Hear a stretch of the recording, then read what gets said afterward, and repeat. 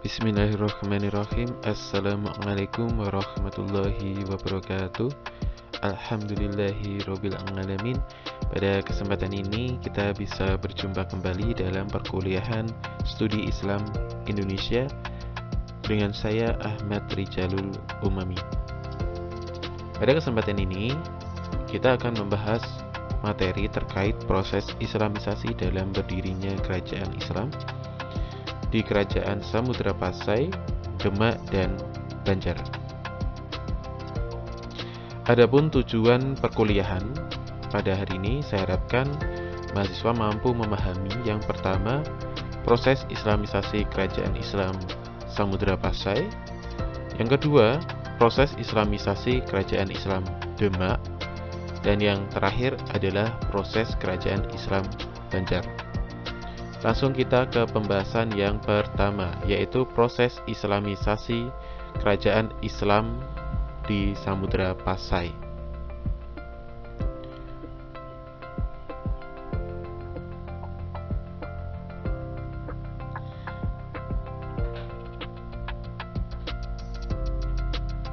Sebelum ajaran Islam masuk, kerajaan ini pernah dikuasai oleh Kerajaan Sriwijaya, yang mana Kerajaan Sriwijaya bercorak agama Buddha, dan setelah Kerajaan Sriwijaya ini runtuh, dilanjutkan atau digantikan dengan Kerajaan Majapahit dengan corak agama Hindu. Mulai abad 7 Masehi, pedagang Muslim dari Arab, Gujarat, dan Persia singgah di pelabuhan Samudra Pasai. Di sini karena memang daerah Samudra Pasai ini sangat strategis, berada di perairan ya, Selat Malaka, yang mana tempat itu sebagai tempat transit para pedagang, termasuk para pedagang Muslim dari Arab, Gujarat, dan Persia. Banyaknya pedagang Muslim yang singgah di pelabuhan ya, atau di Samudra Pasai ini, sehingga banyak munculnya komunitas-komunitas Muslim yang bermukim di Aceh.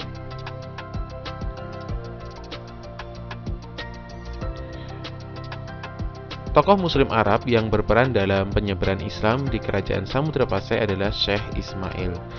Dengan adanya Syekh Ismail inilah ajaran agama Islam masuk di Nusantara atau di daerah Samudra Pasai. Sehingga Kerajaan Samudra Pasai ini berdiri pada tahun 1267 Masehi atau abad ke-13 Masehi. Raja pertama bernama Merah Silu dan berganti nama Sultan Malik Al-Saleh sejak memeluk Islam. Jadi di sini Syekh Ismail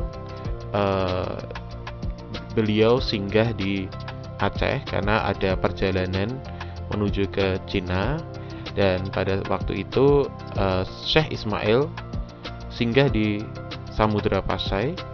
Pada saat singgah, beliau menyiarkan ajaran agama Islam, dan Merah Silu tertarik dengan ajaran agama yang dibawa oleh Syekh Ismail itu, dan beliau berkenan untuk memeluk ajaran agama Islam.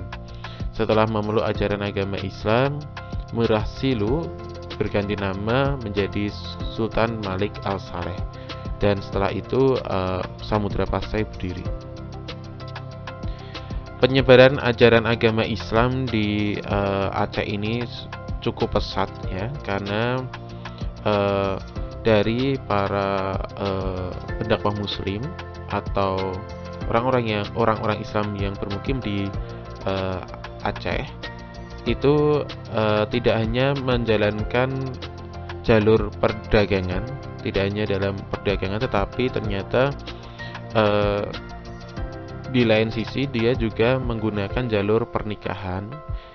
Jadi tidak heran para tokoh Muslim dari Arab itu menikahi para pribumi dari Aceh, sehingga dengan adanya pernikahan itu para pribumi berkenan masuk ajaran agama Islam.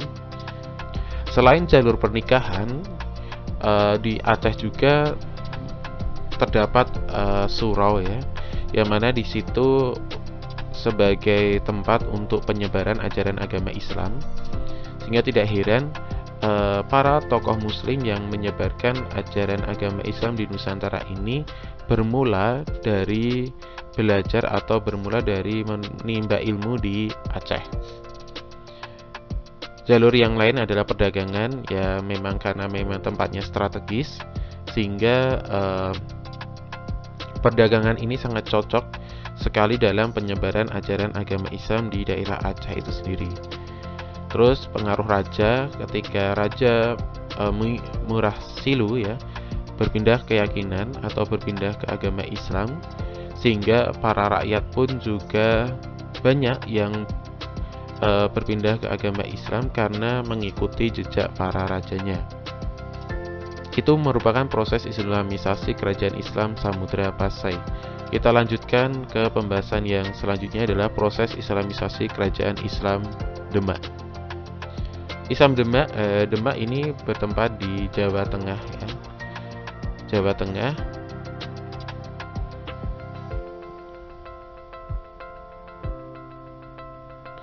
Sebelum Islam masuk, Demak dalam kekuasaan kerajaan Majapahit yang bercorak agama Hindu.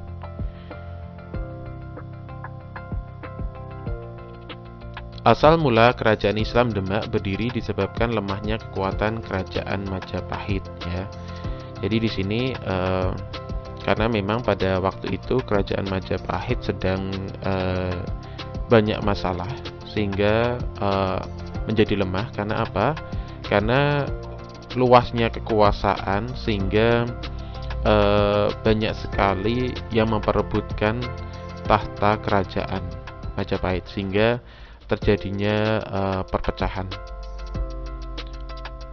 Kerajaan Islam Demak berdiri pada abad 15 Masehi, yang mana raja pertama adalah Raden Patah. Raden Patah merupakan putra dari raja terakhir di Majapahit yang bernama Brawijaya V, yang mana ibunya adalah seorang muslim Cina yang bernama Xu Bansi. Raden Patah sejak kecil sudah diajarkan ilmu agama Islam oleh Sunan Ampel karena ibunya seorang muslim ya. Selanjutnya adanya dukungan dari para sunan sehingga kerajaan Majapahit runtuh ya. Sehingga setelah Raden Patah ini menimba ilmu agama dengan Sunan Ampel, setelah itu Raden Patah ini mendapatkan wilayah untuk dikuasainya di daerah Demak, akan tetapi di situ masih dalam kekuasaan Majapahit. Karena Raden Patah ini seorang muslim yang taat dan dia ingin menggantikan kerajaan Majapahit itu menjadi kerajaan yang Islam,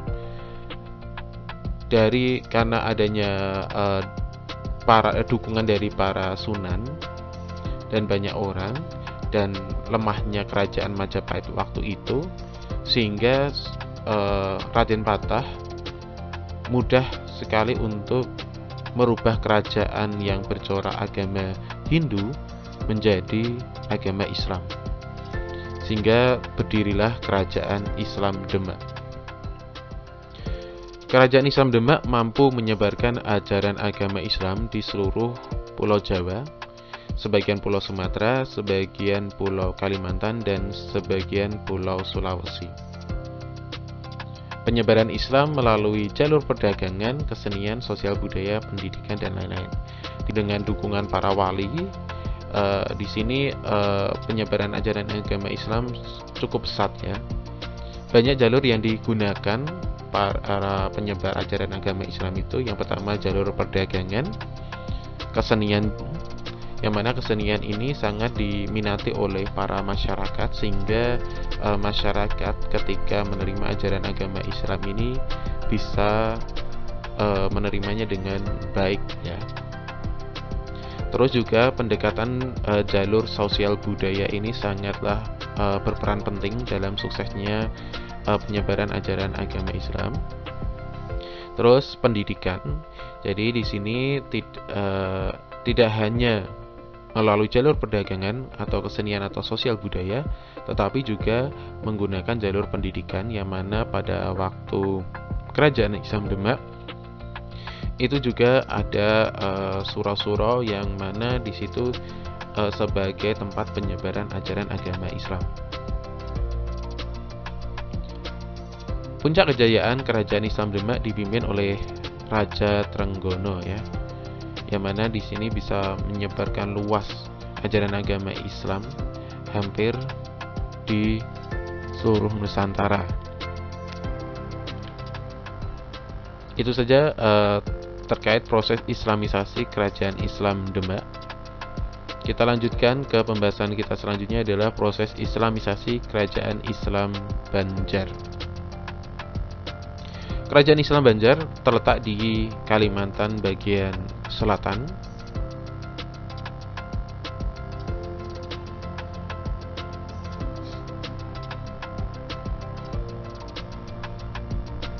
Sebelum Islam masuk, kerajaan Banjar bernama Kerajaan Daha yang bercorak agama Hindu. Runtuhnya kerajaan Daha dilatar belakangi oleh perebutan tahta kekuasaan. Selanjutnya, kerajaan Islam Banjar berdiri pada tahun 1526 Masehi, yang mana pendiri dari kerajaan Islam Banjar adalah bernama Pangeran Samudra atau Raja Suryanullah. Nama Suryanullah ini menggantikan nama Pangeran Samudra setelah Pangeran Samudra berpindah keyakinan beragama Islam. Pangeran Samudra berhasil merebut kerajaan Daha atas bantuan Raja Trenggono dari kerajaan Demak. Proses Islamisasi Pangeran Samudra bermula kekagumannya dengan agama Islam saat singgah di kerajaan Demak. Dan pada waktu itu, pada saat beliau di kerajaan Demak untuk minta bantuan Pangeran Raja Trenggono untuk memberikan perjanjian kepada Pangeran Samudra, dan Pangeran Samudra pun menyepakati perjanjian itu, yang mana perjanjiannya itu adalah jika kerajaan Demak ini dalam membantu meruntuhkan kerajaan Daha berhasil mengalahkan kerajaan Daha, ya, maka bersedia menjadi pemeluk agama Islam. Jadi Pangeran Samudra bersedia untuk menjadi pemeluk agama Islam, dan perjanjian itu disepakati oleh Pangeran Samudra. Pada waktu itu, Islam tersebar luas setelah Pangeran Samudra atau Raja Suryanullah mengambil alih kerajaan. Sedikit cerita terkait berdirinya kerajaan Islam Banjar, yang mana kerajaan Islam Banjar itu sebelumnya bernama Kerajaan Daha yang bercorak agama Hindu, dipimpin oleh Raja Sukarama. Pada waktu itu Raja Sukarama sudah dalam keadaan sakit-sakitan sehingga mewasiatkan tahta kerajaan atau penerus kerajaannya kepada cucunya yang bernama Pangeran Samudra. Keputusan raja tersebut ternyata tidak diterima oleh anaknya sendiri yang bernama Pangeran Tumenggung. Karena apa? Karena yang seharusnya menggantikan posisi raja adalah putranya sendiri, bukan cucunya. Setelah Raja Sukarama meninggal atau wafat, Pangeran Tumenggung mengambil alih kerajaan dengan dalih bahwa Pangeran Samudra masih dalam keadaan kecil sehingga tidak memungkinkan untuk melanjutkan tahta kerajaan. Hingga akhirnya nanti dewasa akan dialihkan ke Pangeran Samudra. Setelah Pangeran Samudra ini beranjak dewasa, ternyata janji dari Pangeran Tumenggung ini tidak ditepati, dan malah mengusir Pangeran Samudra untuk keluar dari kerajaan Daha. Ketika Pangeran Samudra diusir, dia tidak cukup diam atau tidak langsung menerimanya. Dia mencari bantuan untuk meningkatkan kekuatan agar bisa meruntuhkan kerajaan Daha. Dia meminta bantuan berlayar ke kerajaan Demak, pada waktu itu dipimpin oleh Raja Trenggono, dan dia menyampaikan niatannya untuk minta bantuan kepada Raja Trenggono, dan Raja Trenggono pun bersedia untuk membantunya dengan catatan jika nanti berhasil meruntuhkan kerajaan Daha, maka Pangeran Samudra harus bersedia untuk berpindah keyakinan ke agama Islam. Dan karena memang Pangeran Samudra awalnya sudah kagum dengan ajaran agama Islam, beliau pun dengan tegas mengiyakan apa yang diminta oleh Raja Trenggono. Setelah Pangeran Samudra mengiyakan, langsung para pasukan dari Demak untuk menuju ke Kerajaan Daha dan berhasil meruntuhkan Kerajaan Daha. Dan Kerajaan Daha runtuh dan digantikan menjadi Kerajaan Banjar dipimpin oleh Pangeran Samudra, dan Pangeran Samudra berubah nama menjadi Suryanullah setelah berpindah keyakinan menjadi agama Islam. Setelah Raja Suryanullah menduduki Kerajaan Banjar, beliau memerintahkan rakyatnya untuk berpindah keyakinan ke agama Islam, dan rakyatnya pun juga menerimanya karena memang pada waktu itu rakyat sangat tunduk patuh dengan keputusan raja. Itu saja dari saya, terima kasih atas perhatiannya. Minta maaf jika ada hal-hal yang kurang atau ada hal-hal yang salah. Saya cukupkan sekian.